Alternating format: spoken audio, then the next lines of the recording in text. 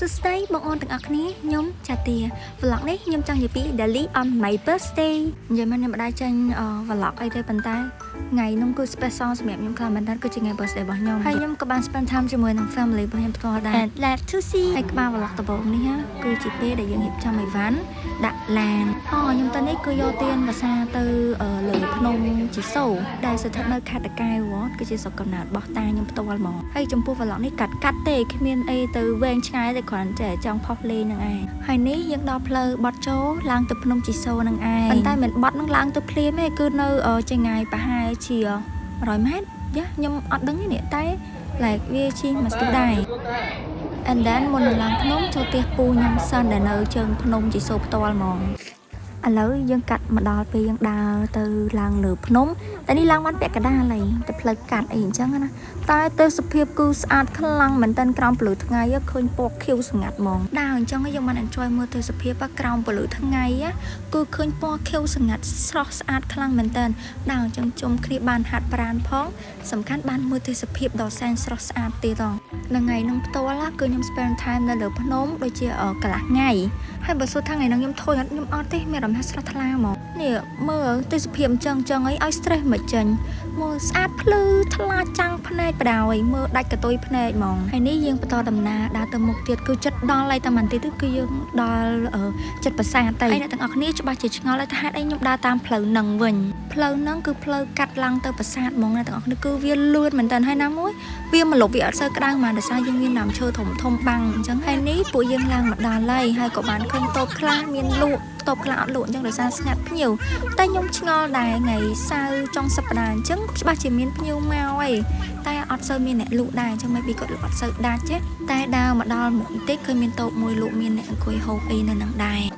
សុខកំណើតតាខ្ញុំនៅហ្នឹងតែខ្ញុំតម្លើងបានដូចជា 3-4 ដងនេះភ្លេចបាត់ហើយតែបានប៉ុណ្្នឹងឯងតែ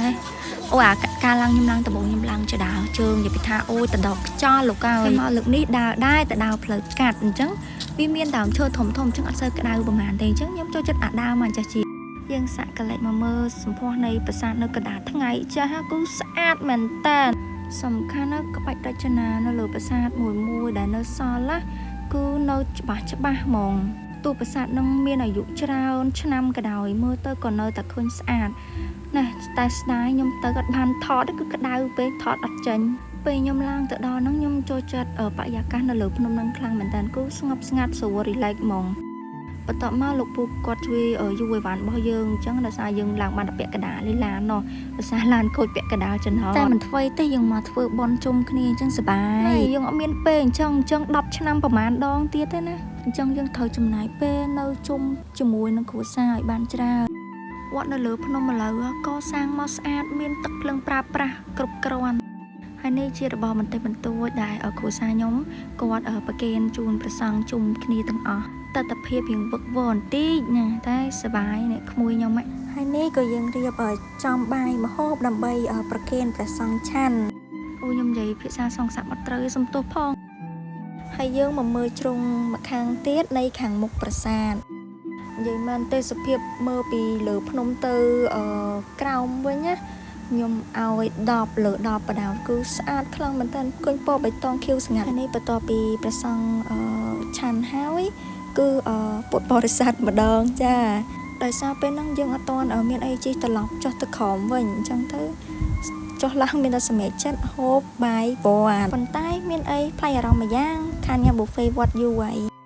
សំខាន់ buffet វត្តមានច្រើនជម្រើសឲ្យខ្ញុំជ្រើសរើសមិនងាយណាថ្ងៃ birthday ខ្ញុំហ្មងគឺមកហូបបាយវត្តចាគេ birthday មាន cake មិនដែរខ្ញុំអត់ទេតែដឹងមិនក្នុងវីដេអូហ្នឹងខ្ញុំទៅថតកង្កានហើយតែគាត់ដាច់ស្គាល់កង្កានខ្ញុំអត់យល់នេះថតពេលកង្កានចេះញ៉ៃវានឹងធុញមិនវាទៅថតវានោះថតធ្វើដូចវាតារាតាខ្វល់កាត់ចូលក្នុងវីដេអូទាំងអស់ហើយយើងដល់វាថតរូបទុកជាអនុស្សាវរីយ៍ទុកមើលឆ្នាំក្រោយតទៀតអញ្ចឹងណាតែកញ្ញាណាមេណាវាពេញនឹងអត់ឲ្យម៉ាម៉ាថតទេអត់ឲ្យអូនថតដែលអូនវាពេញនឹងបដ ாய் ហ៊ីសំខាន់អង្គុយសម្លឹងមើលម៉ាម៉ាវិញទៀត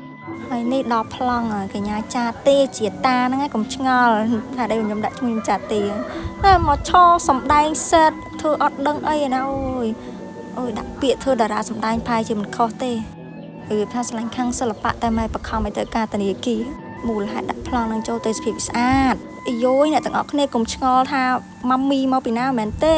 សัตว์ស្អីគេខ្មៅរោមពីលើគោតែវាបរោមពេញមុខខ្ញុំណានឹងវាកើតស្អីវាអូយរកដេកមិនបានស្អីអារោមពេញក្បាលយើងខ្ញុំងុំចូលច្រមុះចូលភ្នែកហើយនេះខ្ទង់ម៉ោង3ម៉ោង4ហើយមេឃវារ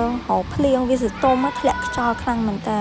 ប៉ុន្តែខ្យល់នេះអូយយ៉ាងណាហើយស្រួលមកនេះមើលមេឃឡើងល្ងិតឆឹងណាបើមិនភ្លៀងទេចប់ហើយប៉ុន្តែតាមខ្ញុំមើលទៅនៅក្រោមភ្នំគឺភ្លៀងតែលើភ្នំអត់ទាន់ភ្លៀងគាត់វាធ្លាក់ខ្យល់ខ្លាំងហើយមេឃស្ទុំមកងឹតឆឹងអញ្ចឹង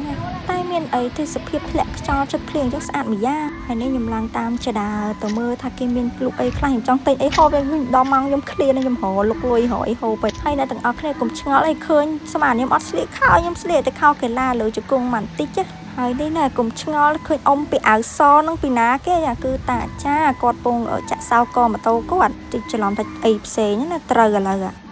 ឃើញដើរចុះដើរឡើងស្ងាត់ឆឹងហីមែនតែខ្ញុំដើរហ្នឹងគឺដើរមួយប៉ាខ្ញុំដើរទៅមុខខ្ញុំដើរតាមក្រោយគាត់ទេខ្ញុំណាហ៊ានដើរម្នាក់ឯងខ្ញុំអត់ហ៊ានទេចាអូយខ្លាចហ្នឹង